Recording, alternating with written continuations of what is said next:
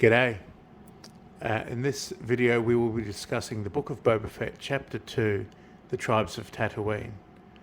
As we are discussing the episode, there will be spoilers.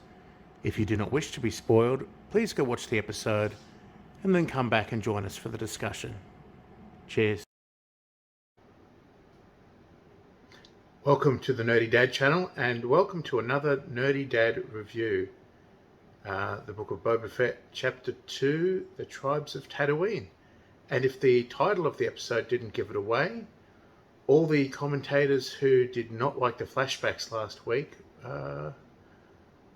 would probably have been disappointed with this episode as well.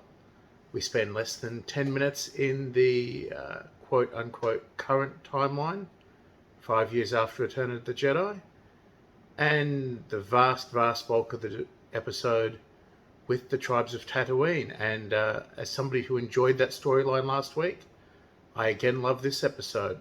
Maybe not as much as last week, but it was, for me, a really strong episode. Yet another Star Wars property where we have a fight on a train.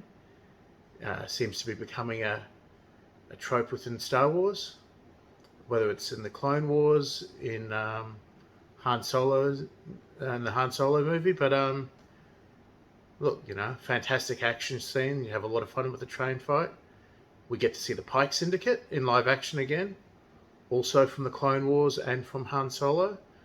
So it's yeah, it was a really engaging, really fun episode. Although, flipped this week. Last week I found the flashbacks the most engaging part. This week, despite it only being 10 minutes of the episode, I really enjoyed the current timeline. It was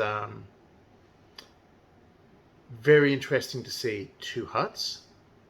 And the question I have coming out of the episode, the thing I most want to know is, whose permission do they need to kill a Hutt?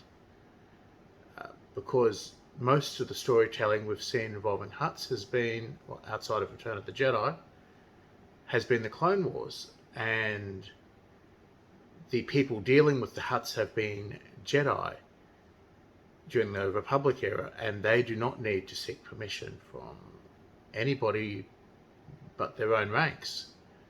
So I'm very interested to see what happens next week in the, as I said, current timeline. As far as the flashback goes, I'm also interested to see what happens there. I think the bulk of Boba's growth, and I could be wrong, is done in the flashback era. I think after spending the bulk of this episode watching Boba become a part of the tribe, you become initiated as I suppose, an adult of the tribe, a warrior of the tribe.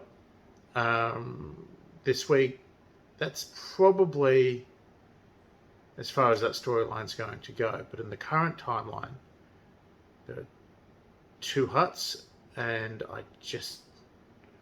I'm really engaged with what is going to happen next in that storyline. That's all for me for this week. This is the Nerdy Dad, signing off.